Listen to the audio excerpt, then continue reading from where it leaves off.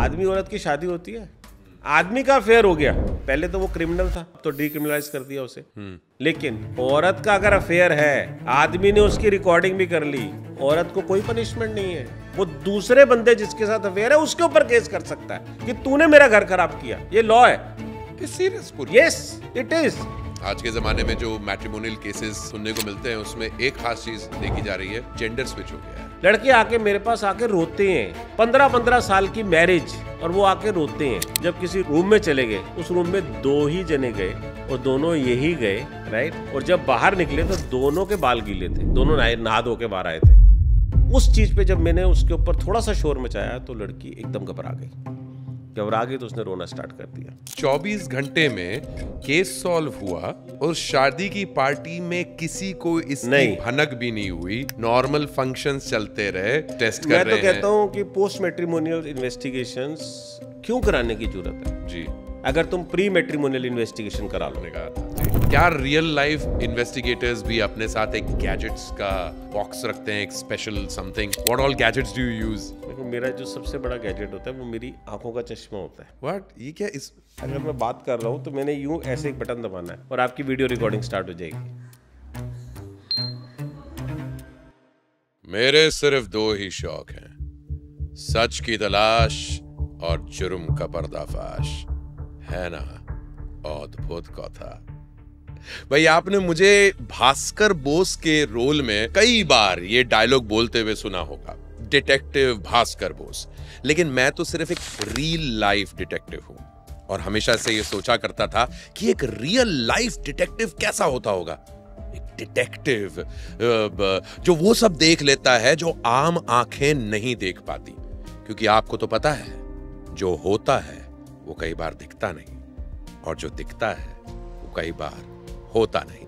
एक real life detective से मिलना मैं हमेशा से चाहता था और ये मेरा सपना आज पूरा हो रहा है व्हाट्स योर मंत्रा पे, क्योंकि आज हमारे साथ मौजूद हैं 40 साल से प्राइवेट इन्वेस्टिगेशन डिटेक्टिव कहलाए जाने वाले the one and only Baldev पाजी। Baldev Puri, welcome to what's your mantra. Thank you mantra साहब, थैंक्स अ लॉट। पुरी साहब, मैं तो केवल ये डायलॉग्स डिटेक्टिव के मारता रहता हूं और हमेशा डिटेक्टिव्स को जैसे इमेजिन किया जाता है वैसे ही सोचा करता था। बड़ी सी टोपी, काला चश्मा, ओवरकोट।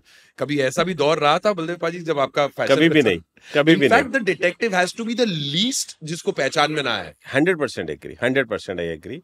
डिटेक्टिव आम लोगों की तरह होना चाहिए, बिकॉज nobody should assess कि ये अलग से बंदा है और उसे इमीडिएटली पहचान लिया।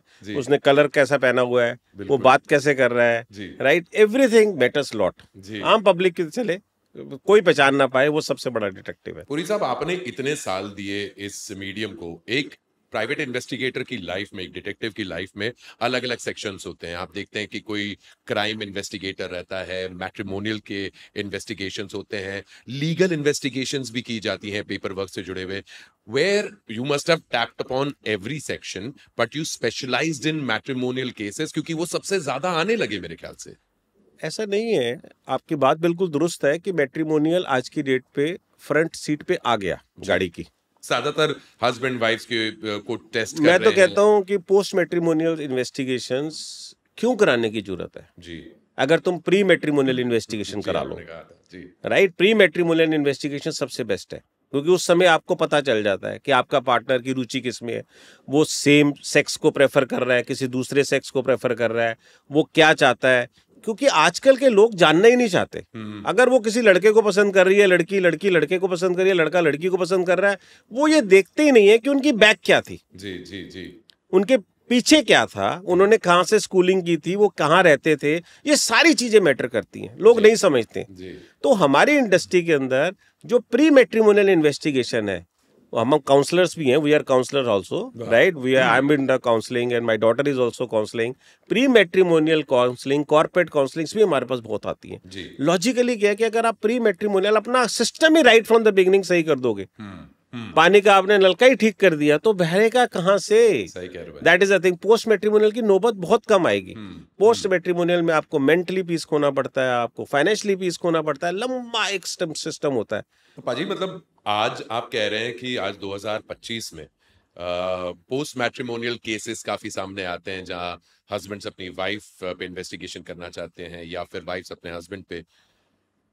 86 में ऐसा नहीं था ना? 86 ऐसा नहीं था, बिल्कुल नहीं था। 86 में आपके पास there were more happily married couples back then, you mean? You may say about that. Yes. Actually क्या चीज है, सोशल मीडिया इतना स्ट्रांग हो गया जी, नॉलेज इतनी मिल गई जी, इंडिपेंडेंस फाइनेंशियल इतना हो गया, फीमेल्स को इतना इंडिपेंडेंस फाइनेंशियली इतनी ज्यादा इंडिपेंडेंट हो गई, राइट। आज की डेट में डिसीजंस, अब 2 मर्द घर पे हैं, एक फीमेल है और एक मेल है। पहले एक ड्यूटी बाइकोरेट होती थी, तूने बच्चे देखने हैं, तूने ये करना है, मैं ये करूंगा, right. My duty is like this, I have to give the money, right, I have to work and you have to handle. एक औरत एक आदमी से रोल डिवाइड, एक औरत एक आदमी से पहले भी बेटर थी, आज भी बेटर है, आज ज्यादा बेटर मुझे लगती है, क्योंकि आज वो इंडिपेंडेंट है, आज वो कमा रही है। तो मेरे लिए लड़की जो है वो ज्यादा बेटर है as compare to boys, I always say. मेरी भी 2 डॉटर्स है। एंड पुरी साहब, मैट्रिमोनियल केसेस के बारे में बात करते हैं, क्योंकि खास तौर पे आपने कहा इन केसेस में सबसे ज्यादा आपके पास केसेस पहुंचे हैं। There have been most and most cases. जो वो 75 रुपीज वाला केस था जो सबसे पहला, 75 रुपीज से स्टार्ट किया था मैंने अपना काम। हाँ, तो जो पहला केस था, वो पहले केस में भी क्या मैट्रिमोनियल इन्वॉल्व था? नहीं। What kind of cases used to come to you then?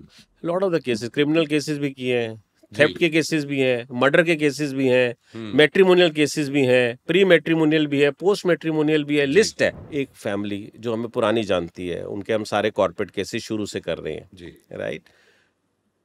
उन्होंने शादी करनी है, रिजॉर्ट बुक होता है राजस्थान में, बहुत बढ़िया रिजॉर्ट बुक होता है, एलीट गेस्ट बुलाए जाते हैं, एक जो पूरी इवेंट की कंपनी है बड़ी हायर की जाती है, हाई प्रोफाइल वेडिंग। मुझे रात को 1:30 बजे कॉल आता है, अब उनका नंबर सेव है, तो मैं कॉल उठाता हूँ, मैं उनके नाम से उनको एड्रेस करता हूँ। मैं क्या हुआ? कहते ऐसे ऐसे हमारे यहाँ पर चोरी हो गई। ओके, शादी के बीचों बीच, शादों के बीचों बीच, रिसोर्ट, सारे फंक्शन रिजॉर्ट में, सुपर लाइक और अच्छी हाई प्रोफाइल फैमिली, जिस होटल में, जिस रिसोर्ट, जिस होटल में सब कुछ एंड एवरीथिंग। और क्या चोरी हुआ है? हार। और वो हार कौन सा? एक ऐसा जो दूल्हे की दादी ने दिया, अपना पुश्तैनी हार जो उनको मिलता आ रहा था, उसने वो लड़की को दिया सगन में। बिल्कुल, राइट, सगन में उसको वो हार दिया, रातों रात हार गायब हो गया जी। अब इनको पता चला, अब लड़की जब ये आई, लड़की ने जब बताया, क्योंकि ये सारी वारदात अगले दिन की है जी, ये उस दिन की वारदात नहीं है। आए, खाए पिए, सो गए, अगले दिन के फंक्शन अटेंड किए, सब कुछ किए, राइट। अब जब वो हार देख रही है तो उसे हार नहीं मिल रहा, तो उसने अपने माँ बाप को बताया जी ये चीज। तो उसके फादर ने मुझे फिर रात को कॉल कर दिया। तो जब कॉल किया तो मैंने कहा आप चिंता मत करो, मैं 11 बजे पहुंच रहा हूँ। वाह। मैं अपनी टीम को कॉल किया, इमीडिएटली सुपरवाइजर को बोला, मैं कहा यू गेट रेडी, ये फोरेंसिक की सारी टीम रेडी कर लो, ये सारे के सारे हम जा रहे हैं मॉर्निंग के अंदर, 3 घंटे की ड्राइव है, 3.5-4 घंटे की, it's okay, will reach there, तो हम इतने बजे निकल जाएंगे जी। हम पहुंचते हैं वहाँ पर गेस्ट बन के हम सीधा उनसे मिलते हैं। हम रिसेप्शन पे पहले होते हैं, रिसेप्शन पे हम कॉफी शॉप पे बैठ जाते हैं, हम डिस्कस करते हैं। टीम को अभी बाहर ही रखा हुआ है मैंने, पहले मैं जाता हूँ, सारा ऑर्गेनाइज करता हूँ, सारे सिस्टम उनसे सारे डिस्कस किया, सब कुछ किया। मैं क्या आपने किस किस को बताई है ये चोरी? कहते किसी को नहीं बताई। अच्छा, ये खबर फैली नहीं है, ना लड़के वालों को पता है अभी, और ना ही हमने अपनी फैमिली में ये चीज़ बताई है अभी। मैं क्या आपको शक? कहते हैं हाँ शक है ना, इवेंट मैनेजमेंट कंपनी के बंदों के ऊपर शक है, ड्राइवर्स पे शक है, जो हमारे पर्सनल सर्वेंट्स हैं उनके ऊपर शक है। मैंने कहा लड़की के रूम में भी कोई रुका था? कहते हैं उसकी फ्रेंड्स हैं। तो मैं कहा उस पर भी शक है? कहते हैं हाँ उन पर भी शक है। ना हमारे लिए तो एक बड़ी मुसीबत हो गई। कहते हैं सब कितने बंदे आए हुए हैं? मैं कहा 16 बंदे। मैंने कहा 16 का है सर यार, आप अरेंजमेंट आप सारा कर लो, ठीक है कि नहीं, अब हम फैल रहे हैं। मैं उनके साथ बैठा, आप 16 लोगों की टीम के साथ पहुंचे? 16 बंदे की टीम वहाँ पर पहुंची, इंक्लूडिंग मी। हमने वहाँ पर बड़ा फर्स्ट क्लास तरीके के साथ सारी सेटलमेंट की, सब कुछ किया। उन्होंने कहा ठीक है, हमने पूरी एक सिस्टम बना लिया। उनके साथ बैठा, तुमने ये करना है, तुमने वो करना है। उन्होंने हमें रूम्स दे दिए कि ये रूम्स हम आपके लिए ऑर्गेनाइज कर रहे हैं। अब हम सारा सिस्टम बना रहे हैं, हम सिस्टम को एनालाइज कर रहे हैं, हम कह रहे हैं यार ये गड़बड़ कैसे है। कहाँ पर गड़बड़ हुई? सीसीटीवी फुटेज को हम देख रहे हैं, सीसीटीवी फुटेज जो है 5 से 7 मिनट के लिए बंद होती है रात को, और ये वारदात उसी दिन है जिस दिन ये सगन है, उसी दिन की बात है। क्या यार ये कैसे बंद हो गया? सीसीटीवी तो चलना चाहिए। कोई बात नहीं, उनसे बात है, नहीं हो जाता है, हमारे यहाँ पर ही हो जाता है, ये चीज़ है वो चीज़। अच्छा, कॉमनली होता है? कॉमनली होता है। मैंने कहा अच्छा कोई बात नहीं। नाउ हम एनालाइज करना स्टार्ट कर देते हैं, हम सिस्टम को पकड़ते हैं, हम कहते हैं आपको जिस जिस पे शक है, ठीक है, उनके रूम नंबर हमें बता दीजिए। अब उनके कार्ड जो है एसेस हुए तो आपके पास उनकी एंट्री आ जानी चाहिए कि कब दरवाजा खुला और कब बंद हुआ। जी बिल्कुल, राइट, बिल्कुल। और हमें पता होना चाहिए सारा का सारा सिस्टम। वो भी उनके पास आधा अधूरा था, आधा अधूरा था। हमने कहा आपने फोटोग्राफर्स कितने बुलाए हुए हैं? तो उन्होंने बताया हमारे 3 फोटोग्राफर्स हैं। राइट, मैंने कहा मेरी उनसे मुलाकात कराइए। राइट, उनको मैंने बुलाया, उनसे सारी मैंने डिस्कशन की। मैंने कहा कुछ मुझे फ़ोटो देखनी है पुरानी वाली, जो अभी वो कच्चे में बनाते हैं ना, जो जी बिल्कुल, जो अभी जो इवेंट से बनाते रहते हैं, खींचते रहते हैं, फ़ोटो खींचते रहते हैं। तो मैंने फ़ोटो, मैंने देखा कि सगन के थोड़ी देर के बाद उसकी सिस्टर नहीं है, लड़की की बहन नहीं थी लड़की की फोटोग्राफ्स में। फोटोग्राफ्स में उसी टाइम के दौरान जिस टाइम में ये चोरी हुई है? नहीं, अभी चोरी का पता ही नहीं है जी। चोरी कब हुई है मुझे नहीं पता जी। हम उस दिन को एनालाइज कर रहे हैं कि ये लड़की की बहन इस फंक्शन में कैसे गायब हो गई। अब वो तो पहुंचेगी घर में, वो अपने रूम में आएगी, रूम में बहन आएगी, उससे नेक्स्ट रूम उसका है। मैं कह लड़की की बहन फोटोग्राफ्स में क्यों नहीं है, अगले दिन भी नहीं है, और जिस फोटोग्राफ में है इसकी स्माइल पहली फोटो से बिल्कुल अलग है। You have to assess it. मैं कहा बॉस, इस जो पहली फोटोग्राफ्स है उसमें इसकी स्माइल, उसमें इसके फोटो खिंचवाने का स्टाइल और इसमें इसके स्टाइल, बॉडी लैंग्वेज बिल्कुल डिफरेंट है। मैंने उनको रिक्वेस्ट की, मैंने कहा कि मैडम आप जो है मेरे साथ चल, क्योंकि लड़की का मामला है। हाँ, सही बात, लड़की का मामला है, और लड़की की माँ को ही लेके जाऊंगा मैं अपने साथ। मैंने कहा उसके रूम की मैं चाबी ले रहा हूँ, नई बनवा रहा हूँ कार्ड, तो आप मेरे साथ अंदर जाएंगे। वो कहते पूरी साहब मैं तो नहीं जावांगी, शिव देवर पंजाबी का है, पूरी साहब मैं तो नहीं जावांगी, ठीक है प्लीज़। और हस्बैंड को बोला कि आप ही कर लो जी जो करना है, मैं तो हूँ। मतलब कि शिवा, मैं कहा आप मस्त रहे, आप बिल्कुल अपने दिमाग में ये चीज़ ना लाएं, आपका केस सॉल्व हो चुका है। मैंने उनको बोला, कहते हो चुका है। मैं कहा देखो, अब इतना कॉन्फिडेंस आ जाता है कि बंदे कितने हैं, ये वारदात कब हुई थी, और ये विक्टिम को हमने जब उसकी सिस्टर को एनालाइज किया, सारा सिस्टम को समझा, मैं विक्टिम की बात कर रहा हूँ, जब उसका समझा कि वो ऐश करने वाली, मेरा डाउट मेजर 80% उसी लड़की के ऊपर था जिसकी शादी होनी थी, कि उसने खुद ही किया, खुद ही किया। मेरा डाउट ये था, तो मैं बड़ा रिलैक्स था कि यार मिल गया मुझे, कोई बात नहीं। मैंने कहा फिर भी अब ये सिस्टर का भी जो ऐसे पंगा आ गया इसकी फोटो में और इसकी वो चीज़ है, मैं कहा इसको भी देख लेते हैं। पहुंचे तो वो होता है ना, बेड के पास एक पैड पड़ा होता है वाइट सा, उसके साथ पेंसिल पड़ी होती है, आप स्क्रिबल पैड रहता है, आप लिखते हो और उस पर फिर फेंक देते हो। तो उसके डस्टबिन में 2 कागज पड़े थे, उस पर एक नंबर लिखा हुआ था, फोन नंबर, ठीक है। फोन नंबर को मैंने देखा, मैंने उसे चेक करना स्टार्ट कर दिया। वो मुझे दिल्ली के अंदर एक ज्वेलर का मिला, एक ज्वेलर का, राइट। अब यानी कोई बेचना चाहता था, और ये लड़की की बहन के रूम का हो रहा है केस। वो लड़की की बहन थी जिसका रूम था। अब मैं तो 2 मिनट के लिए हैरान, क्योंकि मेरा शक तो लड़की के ऊपर था जी। यहाँ तो शक अब लड़की की बहन आ गई इन्वॉल्व, राइट, क्योंकि लड़की की बहन की भी हम फोटोज देख रहे थे, सब कुछ कर रहे थे कि ये ज्वेलर का नंबर इसके पास क्या कर रहा है। मैं क्या उस्ताद इसके पास क्या चीज़ है। जब हमने थोड़ी बहुत और छानबीन करी, राइट, तो उसमें हमें उसके बिल नजर आए, क्रेडिट कार्ड के, लड़की के क्रेडिट कार्ड के बिल्स, ठीक है कि नहीं, क्रेडिट कार्ड के बिल जो उसके ऑफिस के एड्रेस पे आए हुए थे जी, उसके ऑफिस के एड्रेस पे आए हुए थे, जो लड़की के क्रेडिट कार्ड के बिल थे। जब हमने चेक किया तो उस पर काफ़ी अच्छा पैसा था, काफ़ी उधारी थी उस लड़की, काफ़ी उधारी थी, काफ़ी अच्छा पैसा अमाउंट ड्यू था उसके ऊपर। हमने कहा केस तो सॉल्व हो गया। मैं कहा जी मल्होत्रा साहब, now case is solved, now I think your daughter is involve. तो कहता है यार कमाल है, वो लेडी भी साथ में थी, तो कहती है पूरी साहब क्या बात कर रहे हो यार आप। मैं कहा मैं कह रहे हैं हो गया काम आपका। मैं कहा अब आप इस रूम से निकलो, राइट, एक अलग रूम में चलते हैं, वहाँ पर उस लड़की को, अपनी बेटी को बुलाओ, वहाँ डिस्कस करते हैं। तो मैंने उसकी बेटी से डिस्कशन स्टार्ट की, बुलाया उसकी बेटी को, आई बेटी, what are you talking, who are you, you are telling me this, what do you think about yourself, who are you, from where you have come, this is my sister wedding, I mean enjoying my life, this that, और सब बोलना start कर दिया। मैं चुपचाप सुना, फिर मैंने अपना हिंदी वाला रूप दिखाया। कैसा? मैं फिर शोर मचाया। मैंने कहा, कुड़िए तेनू समझ आ रहा है? मैं कहा, you are understanding what I mean asking from you, you are thinking that I am a fool that I am discussing with you. उस चीज पे जब मैंने उसके ऊपर थोड़ा सा शोर मचाया तो लड़की एकदम घबरा गई। घबरा गई तो उसने रोना स्टार्ट कर दिया। मैंने कहा, हार कहां पर है, लेकर आ। मैं कहा, तू पता है किससे बात कर रही है? मैं कहा, अभी पुलिस आ जाएगी, कभी जेल गई है आज तक? कभी तूने जेल की रोटी खाई है? मैं कहा, तेरे माँ बाप भी अब कुछ नहीं कर पाएंगे। मैं कहा, कौन तेरे को पता है? मैं किससे तू बात कर रही है? No, she thought about that, कोई पुलिस वाला ही होगा, कोई खतरनाक ही बंदा यहाँ बैठा हुआ है। तो उसने एकदम रोना स्टार्ट कर दिया। जब उसने रोना स्टार्ट किया तो इमीडिएटली उसने बोल दिया। फिर मैंने कहा, बात क्या है? कहती, मैं कहा, लेकर आ पहले हार। वो हार निकाल के लाई, उसने टेप हार रखा।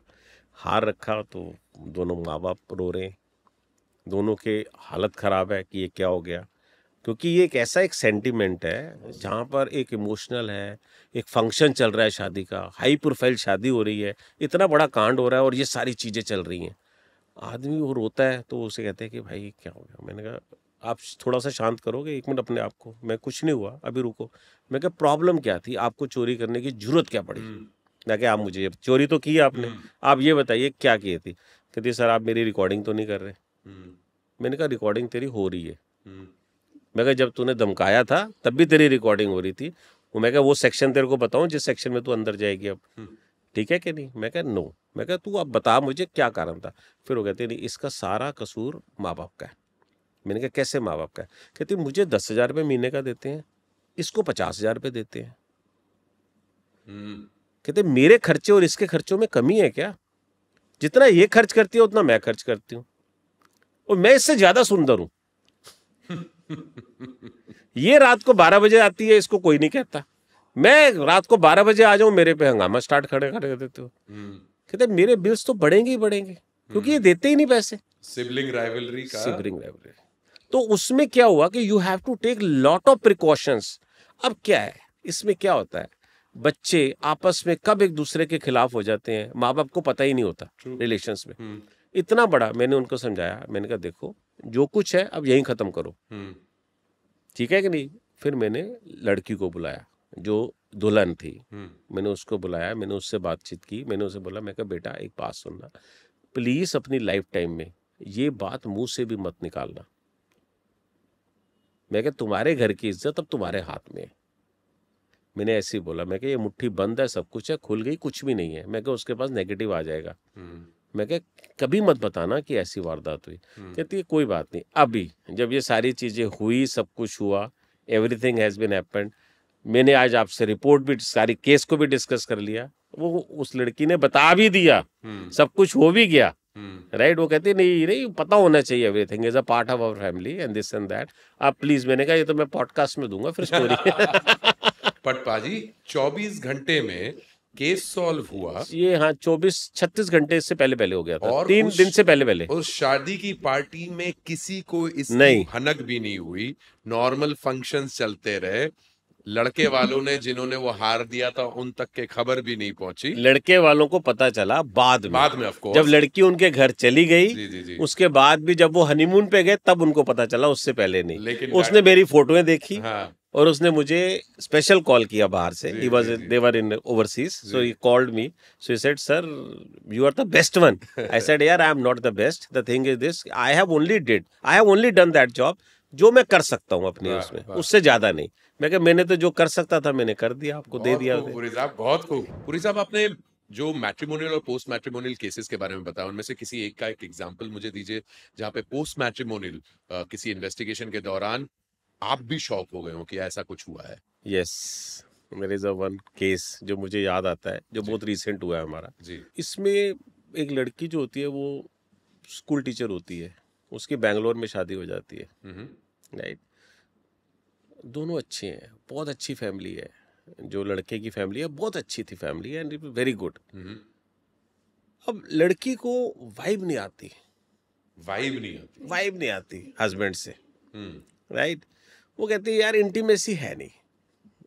अब ये मुझे कैसे पता चलता है, मुझे कॉल करती है 1 महीने के बाद, जब हनीमून से वापस आ जाते हैं, मुझे कॉल करती है, कहती है सर आपसे मिलना है। मैं कहा यार मैं तो दिल्ली में हूँ, आप कहाँ से बोल रहे हैं? कह रही मैं बैंगलोर से बोल रही हूँ।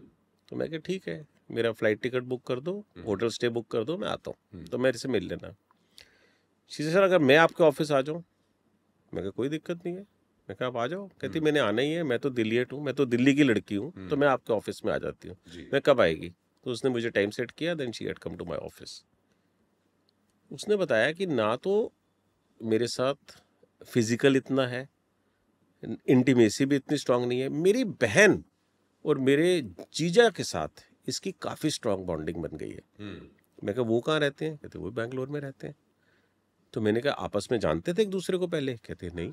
मतलब arrange marriage kind of situation? Arrange marriage सब कुछ था। कहते नहीं जानते थे। मैं कहा वैसे कुछ था कोई आपस में किसी भी तरह का कोई रिलेशन? मैं कहा आपको क्या? कहते मेरे दिमाग में कभी आता है कि यार क्या चक्कर है, ये क्यों मेरे साथ इतनी ज़्यादा नहीं इन्वॉल्व हो रहा, ये मेरी सिस्टर के साथ इतना इन्वॉल्व क्यों है, उसके परिवार में इतना इन्वॉल्व क्यों है मेरे हस्बैंड। अब मैं दिमाग में सोचा, मैंने कहा यार कितनी बड़ी है तेरी सिस्टर? अब उसकी सिस्टर और उसमें 6 साल का फर्क था, और ये लड़का उससे 2 साल छोटा था, यानी कि उसकी सिस्टर और लड़के में 8 साल का फर्क हो गया। मैं कहा तू अपनी सिस्टर को ब्लेम कर रही है? कह रही मुझे लग रहा है कुछ ना कुछ है, तो आप जो है बेसिकली चेक करो। मैंने कहा 10 दिन की सर्विलेंस डाल देते हैं। मैंने पूरा फ्रेमवर्क बनाया, उसको समझाया कि देख ऐसे इंक्वायरी होती है, ऐसे सर्विलेंस होती है, हम इसकी सर्विलेंस करते हैं, एक शिफ्ट होती है, एक शिफ्ट इतने बजे से इतने बजे तक है, दूसरी शिफ्ट इतने बजे से इतने बजे तक है, तो तेरी 10 दिन में हम अप्रॉक्सीमेटली 15 से 20 शिफ्टें बनाते हैं, इतनी कॉस्ट आएगी हमारी, और हम काम करते हैं इसके ऊपर। कहती प्लीज़ करो। तो मुझे लगता है कुछ ना कुछ हमें टिप मिलेगी। अगर नहीं मिली तो इट्स ऑल दिस थिंग, क्योंकि पैसे की कमी तो है ही नहीं थी, पैसे की कमी नहीं थी, उसको अपना एक सेटिस्फेक्शन चाहिए था कि मुझे पता चले कि मेरी सिस्टर के साथ इन्वॉल्व तो नहीं है। अब हमने जब उसकी सर्विलेंस करनी स्टार्ट की, दूसरे दिन वो कभी कॉफ़ी शॉप में बैठ रहा है, कभी वो क्या कहते हैं कहीं इकट्ठे जा रहा है, कहीं किसी मॉल में घूम रहा है। अब हमारे दिमाग में चीज़ आती है, जब मेरी टीम मुझे कॉल करती है, बताती है सर ये है तो सही इन्वॉल्व, अभी तक मुझे नहीं पता किसकी बात हो रही है, किसके साथ इन्वॉल्व है, तो किसके साथ इन्वॉल्व है, तुम्हारा क्या दिमाग? कह रहे सर वो हाथ पकड़ के भी चल रहा है। अब मैं किसका हाथ पकड़ रहा है? मैं कोई और लड़की है क्या लाइफ में, या वो सिस्टर ही है? कह रहे नहीं सर ये लड़के का, वो जो इसका जीजा है। मैंने कहा क्या? मैं क्या उसका brother in law? This was an investigation that turned into मैं क्या ये क्या है? मैं 2 दिन की अभी सर्विलेंस हुई थी, 2 दिन की। मैं क्या 10 दिन की सर्विलेंस है यार, मैं क्या कुछ प्रूफ निकालो, मैं क्या सिर्फ ये फोटोग्राफी से? कह रहे नहीं बॉडी लैंग्वेज सर हमें जरूर कुछ ना कुछ मिलेगा।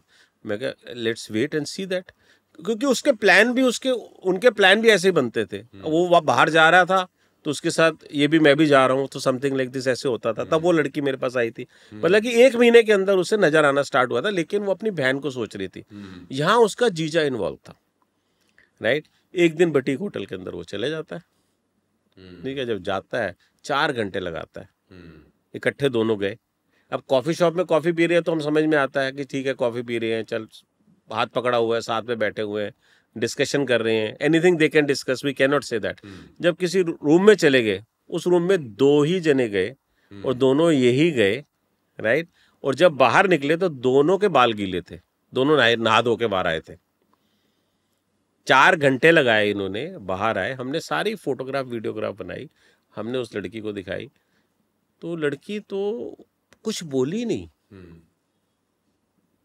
लड़की तो कुछ बोली नहीं, ना रोई ना चीखी किसी तरह से, ना उसने कुछ किया, वो चुप हो गई एकदम। तो मैंने उसे बोला, मैं क्या why you are so this thing, मतलब कि you are not saying anything on it, is it something that. उसने एक लाइन बोली जो मैं लाइफ में कभी नहीं भूल सकता, क्योंकि ये रिसेंट केस है तो मुझे हमेशा हर चीज़ याद रह जाती है, मेरे कंप्यूटर में फिट हो जाता है। वो कहती है किसी को राइट किसने दे दिया, कहती है अंकल किसी को राइट किसने दे दिया कि वो दूसरे की जिंदगी खराब कर दे। यहाँ इसने मेरे साथ शादी की, ठीक है, इसने मेरी जिंदगी तो खराब की, मेरी बहन की जिंदगी भी खराब कर दी यार। हमारे 2 परिवार टूट जाएंगे। अब मैं अलग होती हूं तो मुझे रीजन देना पड़ेगा, अगर मैं अपनी सिस्टर को बताती हूं, डायलेमा, बहुत बड़ा dilemma. I tell you honestly, she was at fix at that time. That's why she was stunned. She was kept quiet. She never cried. She didn't say anything to me. वो यही सोच रही है, वो यही समझ रही है क्या हो गया यार, ये 2 लाइफ खराब हो गई। इसने बताया, अगर सेम आदमी से ही था तो बता देती, बस ये अगर मुझे बता देता तो मुझे क्या प्रॉब्लम थी, मुझे तो कोई प्रॉब्लम नहीं थी किसी भी तरह की। बट डिस्कशन में आया क्यों नहीं ये चीज, मुझे प्रॉब्लम नहीं है, ठीक है कि मैंने उसको फिर यही बोला, मैंने कहा देख boss, we are not judgmental. जब हमारे पास केस आया तो you are also sure about that कि योर सिस्टर इन्वॉल्व, मैं भी श्योर था, क्योंकि जो तू बोलेगी मैं तो उसी बेस पे काम करूंगा ना। I was also sure about that. मैं कहा बेटा जब मैं कुछ और चीज देख रहा हूँ तो मेरी ड्यूटी तो बनती है ना तेरे को बताना।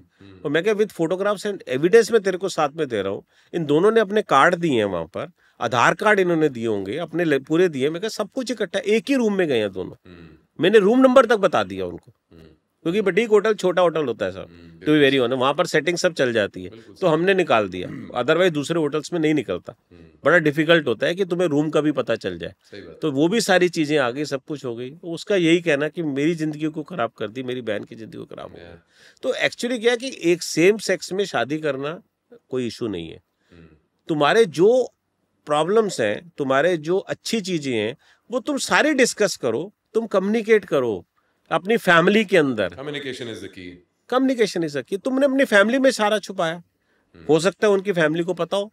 Honestly, Puri साहब, to judge them is not our job. Not. Our job is to be to uncover the truth. And that brings me to my next question, Puri साहब। कई बार मैं ये सोचता भी हूँ कि what must a detective go through when he ends up solving a case like this? So much has happened. There are 2 families involved. Does it play on your heart, on your mind at times? You've been one of the most ethical detectives. You, in fact, speak of ethics and morality, of not crossing the line when it comes to it. But you can't help it, Puri Saab. This is the world that you are in. It will break someone. So as a conscious element in your own heart, Puri Saab. I tell you honestly, I was the person who always feel bad about it, honestly, because you see there is a human angle also, right? Because you always think about that, what has been happening with over there, why this thing has happened with this child, उसका कसूर क्या था, ठीक है। मुझे भी बुरा लगता है, मुझे भी लगता है, लेकिन मैं I tell you honestly, because there are so many females, there is so many males who comes to me for a post matrimonial investigation, right? मैं उनको यही समझाता हूँ कि बॉस तुम एंड में तुमको क्या मिलेगा तो तुम उसका क्या करोगे। Exactly. तुम करोगे क्या उसका, तुम उसको डिवोर्स करोगे, तुम उसका क्या करोगे, तुम उसको सिस्टम को कैसे लाओगे। आज की डेट के अंदर हमारा कानून क्या बोलता है, आदमी औरत की शादी होती है, आदमी का अफेयर हो गया, ठीक है, पहले तो वो क्रिमिनल था, अभी क्रिमिनल में उसमें आता था, अब तो डिक्रिमिनलाइज कर दिया उसे, कोई बात नहीं, रखे अफेयर, कोई टेंशन नहीं है। लेकिन औरत का अगर अफेयर है, आदमी ने उसकी रिकॉर्डिंग भी कर ली, औरत को कोई पनिशमेंट नहीं है। वो दूसरे बंदे जिसके साथ अफेयर है उसके ऊपर केस कर सकता है कि तूने मेरा घर खराब किया, ये लॉ है। Is this? Yes, it is. Very strange, because we have to think about it. You have given the power. I understand, I appreciate. You should give the power, right? आज की डेट के अंदर females के पास power है, I am happy. But कुछ powers तो यार तुम ऐसी दो ना जो तुम दोनों को बराबर भी तो रखो ना। That is also there. लड़के आके मेरे पास आके रोते हैं, 15-15 साल की मैरिज, और वो आके रोते हैं मेरे पास, काला जादू कर दिया। अब ये काला जादू क्या है? मंदिर बने हुए हैं, महाराष्ट्र में कानून है कि काला जादू के खिलाफ कोई नहीं कर। महाराष्ट्र में कानून है, 2018 का कानून है, बेंगलोर के अंदर इस चीज को लिया जा रहा है, केरला में वो चल रहे हैं, इस चीज को ले रहे हैं। क्या काला जादू है? काला जादू कर दिया। किसने कर दिया? मेरी सास ने। क्या कर दिया? वो जाती है, इस दिन चली जाती है, ये करती है, मैं अपने बेड को हलाया तो उसमें से मुझे चावल नजर आए, मुझे सिंदूर नजर आया, मुझे मूली नजर आई, वो जो रेड वाली होती है, समथिंग लाइक दिस। ये लड़कियां केस कर रही हैं, ये लड़के मेरे पास आते हैं, रोते हैं कि भाई लेडी कर रही है, मेरी सास कर रही है मेरे ऊपर। मुझे घर के अंदर ऐसा फील हो रहा है, मेरा दम घुट रहा है। मैं आता हूं, मैं थोड़ी सी चीज खाता हूं, मैं बेहोश हो जाता हूं, मैं सो जाता हूं, मुझे पता ही नहीं चलता मेरे साथ क्या हो रहा है।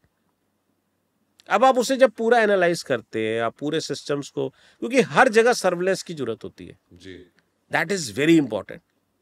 जब आप उसका पीछा करते हो, जब आप एक प्लान बनाते हो, जब आप सिस्टम देखते हो, यार ये ओझा के पास कहाँ है, ब्लैक मैजिक क्या है? ब्लैक मैजिक मीन्स डर, बच्चा नहीं हो रहा, साइकोसिस। ब्लैक मैजिक, बाबा जी के पास चले जाओ, ओझा के पास चले जाओ, कमाई नहीं हो रही, इसके पास चले जाओ, ये चीज नहीं हो रही, ऐसे कर लो, वो कर लो। हर दुकानदार ने घर के बाहर और दुकान के बाहर नींबू और हरी मिर्चें लगाई होती हैं, मोस्ट ऑफ दी दुकानदार। Why it is so? तुम क्यों इतनी इंपॉर्टेंस दे रहे हो? अब देखो ना क्या हुआ था, जो बुरारी केस था जी, बुरारी केस में 11 आदमी की मौत हुई थी। वो एक लड़का जो मेन आदमी था, वो मुझे, मेरे पिताजी से बात होती है, ये हमारा आखिरी दिन होगा, ये हम ये करेंगे, वो करेंगे, सब बंद मुंह ये लटके हुए पाए गए। What is this? One of the unsolvable cases आज तक। सर कभी कोई पैरानॉर्मल केस आया आपके पास? बहुत केसेस पुरी साहब, कोई समथिंग व्हिच वाज पैरानॉर्मल, जिसके अंदर आपको ह्यूमन एलिमेंट्स के बियॉन्ड कुछ महसूस हुआ? किसी one thing which is very important, इसमें क्या है कि आदमी जो है, डर एक ऐसी चीज है जो आदमी का माइंड उस हिसाब से ले जाता है कि यार मैं इस जगह जाऊंगा तो मेरे साथ ये हो जाएगा, मैं ये करूंगा तो मेरे साथ ये हो जाएगा। वो लड़की हो या लड़का हो जी, वो मेल हो या फीमेल हो, वहां प्रॉब्लम स्टार्ट हो जाती है जी।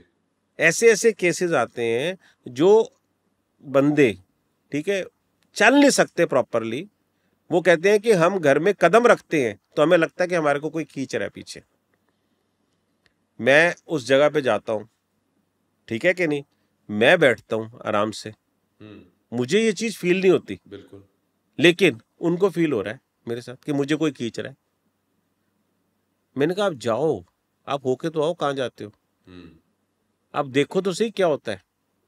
एक बंदे ने हमको बुलाया इलाहाबाद में, प्रॉब्लम में, बहुत ज़्यादा प्रॉब्लम में, किस इस तरह से मुझे ये प्रॉब्लम आ रही है, मेरी हर चीज़ सुनी जा रही है, मेरी हर चीज़, मैं जाता हूँ तो मेरे को पकड़ा जा रहा है, मैं इधर से प्रॉब्लम, मैं उधर से प्रॉब्लम, ठीक है। मेरी जो वाइफ है वो अब घर में आती है, वाइफ कहाँ पर है? वाइफ की मृत्यु हो गई, तो अब वो मृत्यु हो गई, अब वो तेरे घर में आने स्टार्ट हो गई। कहता हाँ आती है। तो अब तेरे घर में कौन रहता है? मेरी साली रहती है और मेरी सास रहती है। तुम्हारी जब डेथ हुई थी उससे पहले क्या खाते थे? ये बड़ा अटपटा सा क्वेश्चन लगेगा आपको। मैंने ऐसे ही पूछा, मैंने कहा तुम क्या खाते थे? कहते दाल रोटी खाते थे। मैं कहा दाल रोटी में कैसे, मतलब अपना नाश्ता बताओ, लंच बताओ, डिनर बताओ। तो उससे सारी, मैं क्या, जब तक तुम्हारी वाइफ जिंदा थी तब तक बनाओ। मैं क्या, अब ऐसा क्या चेंज हुआ? तो उसमें जो है सिर्फ 2 चेंजेस थे, ठीक है कि नहीं। रात को से दूध दिया जाता था जो पहले नहीं पीता था,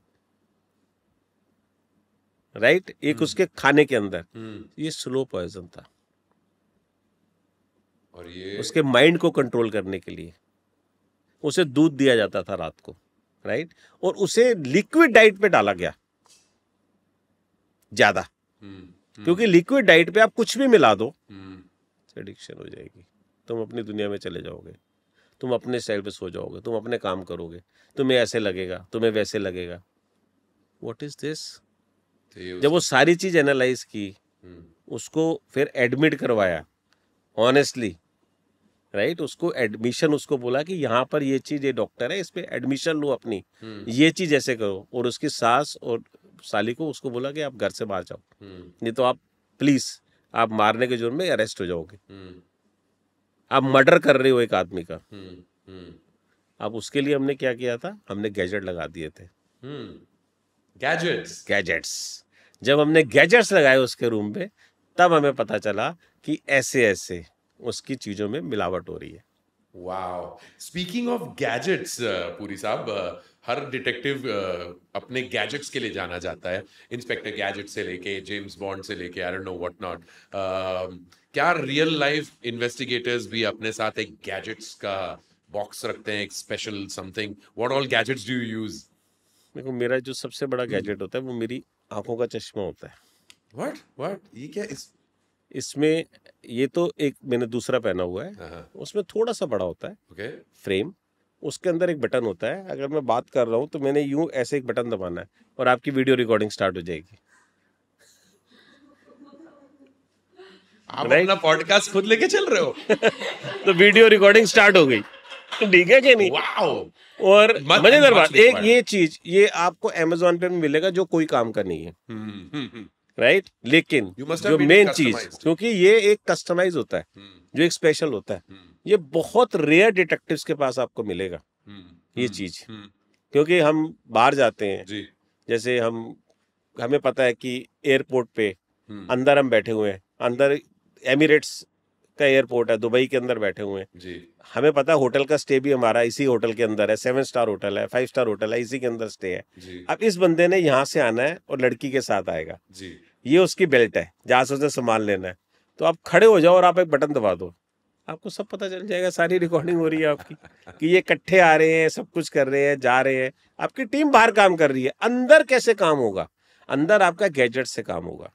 गैजेट्स में बहुत सारी चीजें होती है। आप अपने ऑफिस में तो 1000 गैजेट लगा सकते हो, वो तो डिफरेंट है, लेकिन जो आप अपने साथ कैरी करते हो, जो अपने साथ आप कैरी करते हो, वो गैजेट्स ऐसे कौन से गैजेट्स हैं कि कभी भी आपके साथ कुछ भी हो सकता है। एक गैजेट तो आपके पास होना चाहिए, बिल्कुल बिल्कुल, ठीक है कि नहीं? वो फ्रेम का केस हो या वो आंखों का चश्मा हो, ये गैजेट तो है ही है, क्योंकि आपने इसको ही डालना है अपने अंदर, वो दूसरा पहनना है। Exactly. और उससे भी आपकी 2-2 रिकॉर्डिंग चल रही हैं आपकी, किसी को क्या पता क्या हो रहा है क्या नहीं हो रहा। बटन कैमरास, ये सब पुरानी चीजें हो गई, ये सब गए, ये ओल्ड स्कूल होता है, कोई नहीं, सब पुरानी चीजें। पेन कैमरास जो हुआ करते थे, कोई नहीं चलते, एक आधा घंटा नहीं चलते, ये घड़ी में इसमें उसमें कुछ नहीं चलता। You got to really work towards it and create your own. जैसे एक शायद एक आर्ट्समैन अपने या बल्लेबाज अपना बैट खुद क्यूरेट करता है, वैसे खुद करता है, उसके ऊपर मेहनत करता है, उसे कितना ऑयल देना है, उसे कितना उसकी स्ट्रेंथ बनानी है, उसकी स्ट्रोक कितनी अच्छी होगी, उसी तरह से एक डिटेक्टिव, मैं तो कहता हूँ हर केस की जब तक वो स्टडी नहीं करता, वो केस कैसे करेगा? That's true. मेरे पास एक केस आता है, आज सुबह मेरे पास एक डिस्कशन होती है और मुझे बोला जाता है कि आप मेरा केस शाम से कर दोगे। सर आप तो मुंबई आए हो, मैं कहा हाँ जी, तो आप मेरा केस आप ये शाम से करवा दो आज। मैंने, और मेरे पास टीम स्पेयर है, जी मेरे करवा सकता हूँ शाम से जी। मैंने कहा क्यों करवाऊं? मैंने कहा आप मुझे डिटेल भेजोगे, आप अपने सारे डॉक्यूमेंट साइन करके मुझे दोगे, आपके पास जो अथॉरिटी है, आप मुझे लेटर ऑफ अथॉरिटी दोगे, मेरे साथ आपका एनडीए साइन होगा, ठीक है, फंड्स ट्रांसफर होंगे, मैं क्या सारी चीजें होंगी, और उसके बाद हमारा 2 से 4 दिन हमारी टीम एनालाइज करती है कि क्या किया जा सकता है, क्या किया जा सकता है। ऐसे थोड़ी आपने बोला नहीं जी आज 2 दिन का काम ही है पूरी साहब, जो बोलोगे ले लेना, आप कर दो, ऐसे नहीं होता। I can imagine, I can totally imagine. Puri साहब, द वर्ल्ड इज चेंजिंग। आज के जमाने में जो मैट्रिमोनियल केसेस सुनने को मिलते हैं, उसमें एक खास चीज देखी जा रही है, जेंडर स्विच हो गया है। आज जो कुछ सालों पहले जो हम कहानियां सुना करते थे अबाउट हस्बैंड्स औरतों को या अपनी वाइफ्स को कब रातों रात गायब कर दे रहे हैं, या कुछ केसेस हो रहे हैं जो मतलब डाउरी से related cases and what not, there are a lot of cases in today's day and as where husbands are suffering and there has been a lot of cases, कई सारे केसेस, खासतौर पे इंदौर वाला केस जिसके कारण काफी लोगों को इस टॉपिक के बारे में बातचीत करने का मौका भी मिला, where husbands are now scared and they are actually approaching not only private investigators but also authorities that मुझे मेरी बीवी से बचाओ। Are there cases like this जो आपके सामने भी आते जा रहे हैं, where आपको लग रहा है कि things are changing? बिल्कुल सही बोला आपने कि मुझे मेरी बीवी से बचाओ, ठीक है कि नहीं? मैं तो ये बोलता हूँ कि बीवी को लाने की भी क्या जरूरत है, पहले अपने अंदर ये क्षमता पैदा करो, जब आप शादी करने जा रहे हो तो आप देखो कि वो आपके साथ कितनी कंपैटिबिलिटी रखती है, राइट? उसने कहाँ से स्कूलिंग की है, उसका फ्रेंड सर्कल कितना है, उसका ऐसा कोई दोस्त जो फर्स्ट स्टैंडर्ड से उसके साथ आज भी है, राइट? उसके रिलेशंस कितने खड़े हैं आज भी, ठीक है? अब आप सीधा सीधा ये सोचोगे कि यार कोई बात नहीं, ये मेरे साथ स्मोक कर लेती है, मेरे साथ ड्रिंक्स ले लेती है, ठीक है, मेरी तरह ये सोचती है, तो ये मेरी वाइफ बड़ी अच्छी निकलेगी। This is wrong. कहाँ से कहाँ ये रहती थी, कहाँ इसका घर था, कहाँ से इसने एजुकेशन ली, इसका फ्रेंड सर्कल कितना है, इसकी क्या सोच है, ये सारी चीजों को देखना चाहिए। पोस्ट मैट्रिमोनियल तो आएगा जहां पर आप ये काम को, कहते हैं ना precautions are better than cure. तो ये प्री मैट्रिमोनियल केसेस आजकल ये प्री मैट बढ़ गए ना। पहले तो क्या होता था, पहले लड़की वाले कराते थे, लड़के का 80-85%, अब 80-85% लड़के वाले कराते हैं। जैसे आपने बोला परेशान भैया मुझे मेरी बीवी से बचाओ, वो परेशान ही है ना बंदे, क्योंकि कानून ऐसा बन गया, कानून ऐसा बन चुका है जिसमें एक वाइफ की शादी, एक वाइफ आई, एक लड़की आई, एक घर में उसने कदम रखा, उसके राइट्स तैयार हो गए, उसके राइट्स तैयार हो गए उसी दिन से। उसने आपके साथ शादी कर ली, आपके घर में कदम रख लिया, सिर्फ उसका स्त्री धन में वो नहीं है, उसकी आपकी हर कमाई के अंदर उसका इंटरेस्ट है।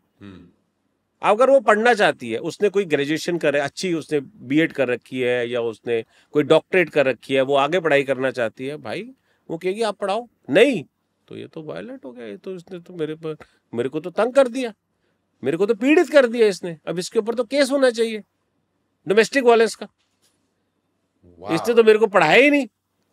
तो आज की डेट के अंदर फिर भी थोड़ा बहुत, 14 जुलाई को केस हुआ, 14 जुलाई को एक जजमेंट आई है, उसके अंदर जस्टिस नागेंद्र कुमार और सतीश चंद्र शर्मा जी ने एक दिया है, बेसिकली उसके अंदर बोला है कि अगर आप किसी की ऑडियो रिकॉर्डिंग भी करते हैं हस्बैंड वाइफ, किसी की कन्वर्सेशन को, वो भी कोर्ट के अंदर मानी जाएगी, क्योंकि आप स्नूपिंग तो कर ही रहे हो ना, ट्रस्ट तो आपका है ही नहीं ना एक दूसरे के ऊपर। तो कुछ चीजों में इंसान, बहुत इंटरेस्टिंग आपने वो जजमेंट पढ़ के भी जो मुझे सुनाया था थोड़ी देर पहले, जिसमें कहा था कि जैसे ही आप वो स्नूपिंग करते हो, इसका मतलब ही ये है कि आपका रिलेशनशिप टूट चुका है, तभी तो आप जा रहे हो, एडमिसिबल है वो in the court of law, admissible है।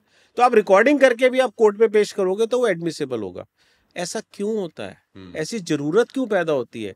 क्यों? क्योंकि आप समझते नहीं हो, आप इंसान को नहीं समझते हो। मैं कह रहा हूं ऐसी कई पिक्चरें हैं जी। अगर आप हिंदी मूवीज को अगर प्रेफर करते हो, ठीक है, आप देखो करण जौहर ने एक पिक्चर बनाई थी बहुत सालों के बाद, करण जौहर ने डायरेक्ट की थी, रॉकी की रानी समथिंग। वो पिक्चर इतनी सुपर डुपर हिट हुई थी, उसमें क्या था, लड़का लड़की घर 3 महीने रहे, लड़की लड़के। आज कितने 140 करोड़ में से फैमिलीज जिन्होंने शादी करनी है बच्चों की, ऐसे डिसीजन लेते हैं? आप बताइए मुझे, नहीं ले पाते ना। वो कहते हैं क्यों हम अपनी लड़की को 3 महीने के लिए भेजें? भाई जब तक तुम एक दूसरे, लड़की लड़के को, लड़का लड़की को एक बारी देख समझ नहीं लेंगे कि ये कैसे पहनता है, क्या खाता है, इसका क्या सिस्टम है, कितनी सफाई रखता है अपने घर के अंदर, किस चीज का ध्यान रखता है, कौन सा टॉवल फेंक देता है या कौन सा नहीं करता है, इसके बाथरूम में क्या क्या चीजें टंगी हुई है, बाथरूम कितना क्लीन है, ये सारी चीजें मैटर करती हैं। अगर आपके अंदर वो क्वालिटीज हैं, आपको अपने पेरेंट्स से सारी चीजें मिली हुई हैं, तो आप ऐसे लड़के से क्यों शादी कर रही हैं? फिर देयर इज प्रॉब्लम तो आएगी। आपने लव तो कर लिया, लव का कोई सीमा नहीं है, लव के लिए कोई गलत नहीं है, लव आप सेम सेक्स में करो, ऑपोजिट सेक्स में करो, कोई प्रॉब्लम नहीं है। बट द प्रॉब्लम इज जहां पर आप एनालाइज नहीं करते कि आगे प्रॉब्लम क्या आएंगी, वहां आप डिटेक्टिव को नॉक करते हो एंड द डिटेक्टिव डिलीवर्स। कई बार मैट्रिमोनियल से बाहर अगर मैं निकलूं पुरी साहब, और we spoken of true crime या क्राइम की दुनिया के, आपने इन्वेस्टिगेशंस के बारे में बात की, मैट्रिमोनियल इन्वेस्टिगेशंस के बारे में बात की, has there been any corporate litigation जहां पर कुछ बहुत बड़ा पैसा कहीं ना कहीं पे गबन हुआ हो या पता भी नहीं चला था कि पैसा कहाँ गया? Corporate investigation, white collar crime, white collar crime crimes की डेफिनेशन बहुत बड़ी है जी जी, 20 तरह के क्राइम है, हाँ लेकिन जो व्हाइट कॉलर क्राइम है ये पता भी नहीं चलता फंड कहाँ से कहाँ ट्रांसफर हो गए, किस तरह से हो गए, क्या चीज हो गया। जी, बंदा बैठा हुआ है एक कंपनी के अंदर, डायरेक्टर बैठा हुआ है और वही गवर्न कर रहा है, अपनी कंपनियां भी खोल के बैठा हुआ है, कंपनियां भी चला रहा है, अपनी वाइफ के नाम पे चला रहा है, अपने साले के नाम पे चला रहा है, सब कुछ कर रहा है और यहाँ का सारा बिजनेस भी लेके जा रहा है। वाह, खुद ही चोरी कर रहा है और खुद ही चोरी के नाम पे रो रहा है और मजेदार बात हमें भी हायर कर रहा है, हमें भी हायर कर रहा है। ये सोचते हुए नॉक कर रहा है किसी को, ये सोच के कि मेरे से इंटेलिजेंट थोड़ी है कोई आदमी। हम नहीं कहते कि हम आपसे इंटेलिजेंट हैं, लेकिन आपकी इंटेलिजेंसी में से हमें कुछ तो मिलेगा। हम रामचंद्र जी की वो सुग्रीव सेना के बंदे हैं, जिस बाली तो ले लेता था हाफ, लेकिन रामचंद्र जी ने क्यों सेलेक्ट किया था सुग्रीव को? क्योंकि वो एक्चुअली उनको डिटेक्टिव कंपनी चाहिए थी ना, क्योंकि माता सीता तो चली गई, अब किसी को पता ही नहीं था, माता सीता तो चली गई, अब किसी को पता ही नहीं था, तो उन्होंने किसका सहारा लिया? वानरों का। बिल्कुल। तो वानर कौन थे? सुग्रीव जो था वो डिटेक्टिव कंपनी चलाता था और हनुमान जी उनके बेस्ट डिटेक्टिव थे। वो कहते ना, वोटी किसी दी चली गई, वोटी मीन्स बीबी, बीबी किसी की चली गई, घर किसी का जला दिया, पूछ पे आग अपने लगा ली, तो ये काम एक डिटेक्टिव ही कर सकता है, और कौन करेगा?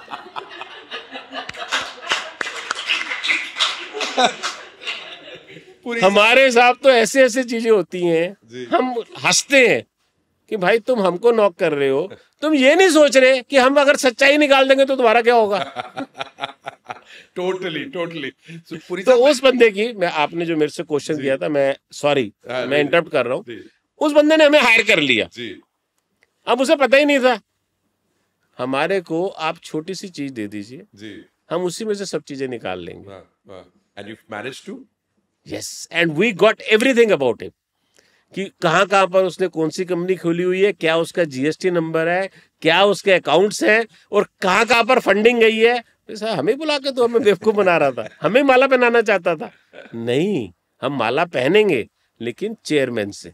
वाह वाह वाह, बहुत खूब बहुत खूब। गलत आदमी से पंगा ले लिया उसने, तो वो फंस गया और उसको कंपनी से निकाला गया और जेल में पहुंचाया गया और केसेस उसके ऊपर चले, सब कुछ हुआ, right, and that was but this I will never forget. Sugriva की सेना, डिटेक्टिव हम तो सुग्रीव की सेना के पार्ट। बहुत खूब। वेस्ट में detectives have some power that have been given to them by the authorities and the government. India में ऐसा नहीं है। इंडिया में हम उनको बोलते हैं कि आप अगर किसी की मैट्रिमोनियल इन्वेस्टिगेशन होनी है, सीबीआई करेगी, रॉ करेगी, आईबी करेगी, पुलिस करेगी, कौन करेगा? सच बात। कितने लोगों पर एक पुलिस वाला है, आप एनालाइज करें ना। आज की डेट के अंदर ये लास्ट टू लास्ट ईयर का 645 वाला था सिस्टम जो आया था जी, जो आंकड़े आए थे हमारे पास, राइट। आज की डेट में क्या है? Now the thing is very clear, systematically अगर हम किसी चीज को एनालाइज करते हैं तो हम रिजल्ट पे आ जाएंगे, नहीं तो हमें नहीं मिल पाएगा result. That is the thing. You think you could have cracked the Sushant Singh Rajput case, sir? We always thought about that, कि this is a case, this has happened been over there, but it is under the pressure or whatever, we can't come out. हमें कौन higher करेगा? Exactly. हमें higher कौन करेगा? Right? That is a problem. कोई legally हमें कोई, हम बहुत काम करते हैं, हम गवर्नमेंट एजेंसीज के लिए भी काम करते हैं, हम पुलिस डिपार्टमेंट के लिए भी काम करते हैं, बट हमारा कहीं पर फ्रंट में तो कोई रोल ही नहीं है। हम कोई डिसीजन नहीं बता सकते कि ये इसका ये आंसर था, क्योंकि ये हमारा काम ही नहीं है।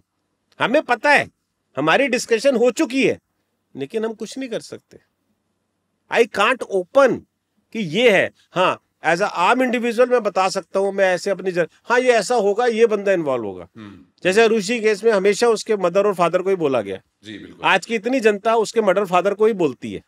हिंदुस्तान की 140 करोड़ की जनता में से वो मदर फादर को ही बोलते हैं, लेकिन उसके पीछे क्या हुआ था, क्या कहानी थी, कैसे इसके ऊपर एक्ट हुआ था, कौन सा बंदा दोषी था, वो खंजर कहाँ गया, वो कहाँ से मिला, उसके ऊपर उसकी लाश को उसके ऊपर पड़ी हुई थी, right. There are so many things जो हमने डिस्कस किया, जो हमारा एक प्लेटफॉर्म बना जिसमें सारी चीजें डिस्कस हुई, सब कुछ हुआ, उसके बाद डिसीजन इज नॉट आवर्स।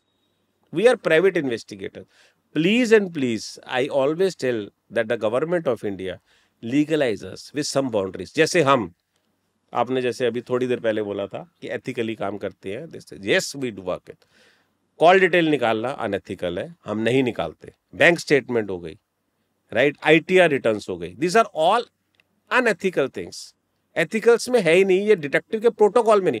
आप हमें दे दो ना कि यार प्री मैरिटल के केसेस आपने करने हैं, पोस्ट मैरिटल के जो केसेस कोर्ट के अंदर चल रहे हैं उसकी पावर है. एंड द काइंड ऑफ जिस लाइन में आप हैं पुरी साहब, this is and this question has been asked to you before also, there are a lot of risks involved. खास तौर पे ये हाई प्रोफाइल लोगों के साथ जब आप उठते बैठते हैं, किसी का काम कर दिया तो भला, अगर किसी का काम ना किया तो बुरा, और अगर किसी के खिलाफ कुछ कर दिया तो बड़ा बुरा.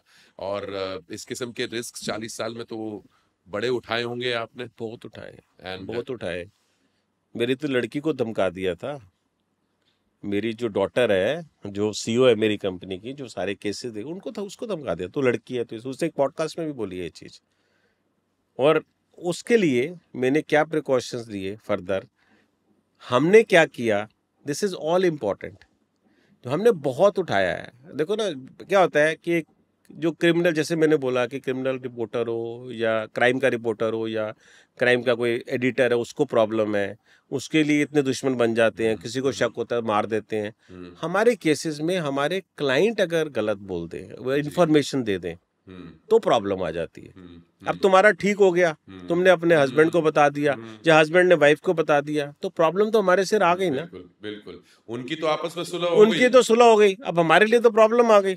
अब उसके बैक ऑफ द माइंड होगा कि पुरी साहब से मैंने ये काम, यहाँ मैंने बनाऊं, यहाँ फंसाऊंगा इनको.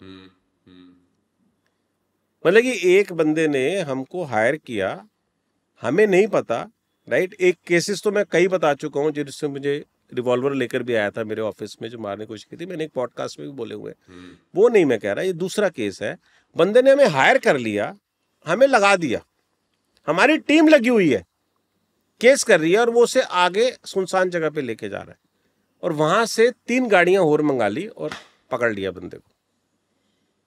और फिर बोला अपने बाप को बुला, इसने ये किया था ना हमारे साथ, अब वो आएगा, फिर उससे हम बैठ के बात करेंगे. सी यार, is this a life? It is a very risky life. It's a very risky life, but you have to work with the system. You have to work with the system. You have to take the responsibilities from the clients. कि कल को कुछ होता है तो problems आपकी है, आपने हमें लेटर ऑफ अथॉरिटी दे रखी है, राइट. आप हमारे खिलाफ कुछ नहीं ऐसा करोगे, क्योंकि आप उसकी वेडिड वाइफ हो, आप उसके वेडिड हस्बैंड हो, आपने हमें अथॉरिटी दी हुई है. एम्प्लॉयर एम्प्लॉय के लिए इन्वेस्टिगेशन कराता है तो भी उसके पास हमारे एक राइट्स हैं, हम उससे राइट लेते हैं. Absolutely. क्योंकि रिस्क तो है ही है ना, बट इन्वेस्टिगेशन में रिस्क है बहुत जबरदस्त. मैं तो गवर्नमेंट ऑफ इंडिया से यही बार बार बोलता हूँ कि भाई please and please and please, मैं being a national deputy general secretary of a detective association, जो पूरे इंडिया में काम करती है, जिसके पूरे इंडिया में आज 20 साल हो जाएंगे, अब उसकी हम सेलिब्रेशन भी करेंगे चेन्नई में जाके. मैं सबको ये बोलता हूँ, हमारी एसोसिएशन का नाम association of professional detectives and investigator है, जिसका मैं नेशनल डिप्टी जनरल सेक्रेटरी हूँ. मैं बोलता हूँ प्लीज़ हमारी एसोसिएशन का कुछ समझो, हमें लीगलाइज करो, हमारे इन्वेस्टिगेटर्स को लीगलाइज करो. जो बच्चे हमारे लिए काम करते हैं, कल को उनको कुछ हो जाए तो गवर्नमेंट की कुछ तो हो, कुछ तो उनको मिले. हम अपनी तरफ से सारी चीजें देते हैं, हम अपनी तरफ से उनके सारे मेडिकल्स कराते हैं, हम उनके एक्सीडेंटल पॉलिसी रखते हैं, सब कुछ करते हैं. लेकिन दिस इज व्हाट बेसिकली, हमें एक सपोर्ट भी चाहिए. Absolutely. हम क्या है, हम कहाँ तक अपना तबूता बजाते रहेंगे, तमतना बजाते रहेंगे, कब तक, क्या चीज होगी. सिस्टम ठीक हो गया, सब कुछ ठीक हो गया, सारी चीजें. अब जहां पर केसेस में हमें बैठते ही समझ आ जाती है कि यार ये केस तो गलत है. हमारे पास क्लाइंट आता है, हमारे साथ 10 मिनट इन्वेस्टिगेशन की बात करता है कि मुझे अपनी वाइफ की इन्वेस्टिगेशन करानी है. इसकी तो वाइफ ही नहीं है ये भी पता ऐसे लोग भी आते हैं. अब उसे पता नहीं है कि किसके पास बैठा हुआ है. आपके एनालिसिस के फिर उसके बाद हमने फिर लेटर अब सबसे क्या किया कि तू अपने पैन कार्ड, आधार कार्ड और अपनी फोटोग्राफ दे, सबमिट कर कि तेरी वो वाइफ है तो शादी की फोटोग्राफ दे हमें. पहले नहीं था ना ये सिस्टम। हमने धीरे, क्योंकि क्या है कि every day is a learning for you and officially for you to be asking a few things, जिसके लिए आपने एक सिस्टम बनाना है, उसके लिए वो ऑफिशियल रिकॉग्निशन भी होना बहुत ज्यादा जरूरी है। एक डिटेक्टिव की गुहार है, अब वो सरकार को सुनना भी चाहिए, because they are equally officers of their own right. And आज की डेट के अंदर हम इतनी मेहनत कर रहे हैं, इतने लोगों की हम सेवा कर रहे हैं, अब हर चीज है, no doubt we are earning the money also, but I want that कि government should authorize this detective can do, this detective can do, these are the courses which they have to do it, they have to pass it, this much experience they have, तब उनको आगे जाके licence मिलेगा, नहीं तो licence ही नहीं मिलेगा। आपने हमारी रात ऑलरेडी बना दी, और आपको तो हमने बताया कि हम तो खुद जासूसी कहानियों के शौकीन हैं। हमारा खुद का ये भास्कर बोस लिखा भी हुआ है यहाँ पर, बिल्कुल बड़ा पॉपुलर हमारा डिटेक्टिव ड्रामा सीरीज है। इनफैक्ट भास्कर बोस की कुछ कहानियां हैं पुरी साहब, मैं फिक्शन कहानियां हैं, मैं उनमें से एक कहानी का आपको प्लॉट सुनाऊंगा और आपको 3 ऐसे ही वो ऑप्शन दूंगा। ये कोई जजमेंट नहीं है यहाँ पर, बस ये है कि मस्ती एक कहानी है, बताइएगा आपके अनुसार उस केस में क्या हुआ होगा। बताइए, पूछिए। हाँ। ये हो ना मजेदार बात। ये हमारे जो सुनने वाले, ये गेम होगी ना, खेलना हो गया राइट। ये हमारे जो सुनने वाले हैं उन्होंने तो कई सारे भास्कर बोस के किस्से सुने हुए हैं, उन्हीं में से जैसे एक हमारी कहानी थी, बड़ी फेमस हुई पाजी, फिनिश लाइन नाम था हमारे उस एपिसोड का। रेस कोर्स में जो घोड़े दौड़ते हैं, वैसे एक हाई प्रोफाइल रेस चल रही थी। रेस के बीचों बीच ही एक हाई प्रोफाइल जॉकी जो घोड़े को दौड़ा रहा था, वो गिर जाता है और तुरंत मर जाता है। ऑटोप्सी में दिखाया गया कि उसे जहर दिया गया था।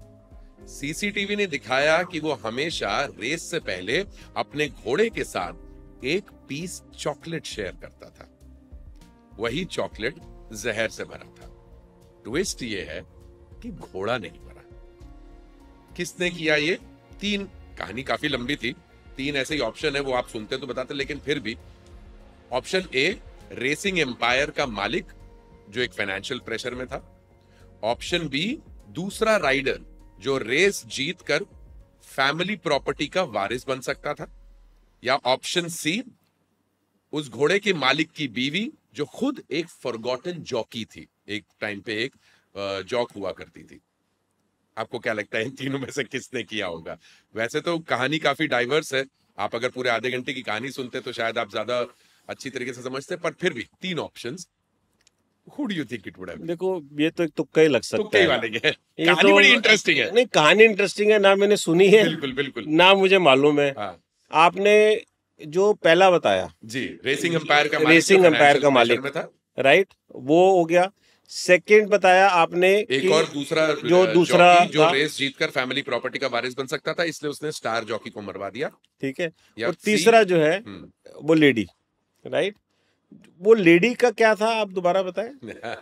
मालिक की बीवी जो खुद एक जमाने की फॉरगॉटन जॉकी हुआ करती थी, घुड़सवारी करती थी, लेकिन फिर उसे कभी जीवन में मौका नहीं मिला। देखो, वैसे तो औरत से बड़ा दुश्मन तो कोई औरत अगर डिसाइड कर ले, ठीक है कि नहीं, तो बड़ा मुश्किल है भाई साहब, ऑनेस्टली उस चीज से बाहर आना। ये अनुभवी डिटेक्टिव की आंखें बता सकती है, बिना कहानी सुने आपने बिल्कुल सही ऑप्शन चुना है। आंसर सी, बीवी ने दोनों को जहर दिया था ताकि वो अपनी जगह वापस ला सके खेल में। वेल डन, बहुत खूब, थैंक यू। एक और बड़ी मजेदार सी कहानी थी, हमने काफी पहले सीजन की थी, भास्कर बोस की कहानी हमारे सुनने वालों को याद होगी। एक राइटर की मौत, एक मशहूर नॉवेलिस्ट की जली हुई लाश उसकी अपनी किताबों की टेबल पर मिली। घर अंदर से बंद था। पहली नजर में ये सुसाइड लगा, लेकिन फोरेंसिक्स ने कहा कि उसके कपड़ों पर कोई भी घासलेट या कोई भी जलाने वाला ऐसा प्रोडक्ट नहीं पाया गया। एक किताब खुली हुई थी जिसमें प्रोटैगनिस्ट जो किरदार उसमें था, उसकी मौत भी इसी तरीके से हुई थी। बेसिकली राइटर की मौत वैसी ही हुई जैसे उसने अपने किरदार की लिखी थी किताब में। 3 लोग आए थे उसके घर। ए, वफादार पब्लिशर जिसे सेल्स गिरने का डर था, तो उसे फायदा इस बात का हो सकता है कि अगर राइटर मर गया तो उसकी किताबें ज्यादा बिकेंगी। बी, एक शातिर चोर जो आसपास मंडरा रहा था और घर से कुछ सामान चोरी भी हुआ है, तो हो सकता है चोरी के कारण उसने उस राइटर को मारा हो। या फिर ऑप्शन सी, एक पुराना असिस्टेंट उस राइटर का जो उन सारी किताबों का घोस्ट राइटर था, जो चुपके से वो कहानियां वही लिखा करता था। बताइए किसके, इन तीनों में से क्या लगता है आपको? आपने जैसे बताया कि वहां पर ना तो किरोसिन मिला ना कोई ऐसी चीज मिली जिसमें, तो उसकी लाश जली कैसे थी? हाँ, वो भी एक ऑप्शन, वो अच्छा पूछा। भाई वहां कुछ मिला नहीं, मतलब उसने तो उसकी घासलेट नहीं डाला, ये ऑप्शन क्लियर। तो घासलेट था? हाँ था। उसने खुद नहीं डाला, ये किसे पता? ये चीज का it is an open ended space. Anyway, ये वाले ऑप्शन को, ये जो थर्ड नंबर बंदा था ना, जो घोस्ट राइटर था, ठीक है कि नहीं? हाँ। उसी को सक्सेस चाहिए थी।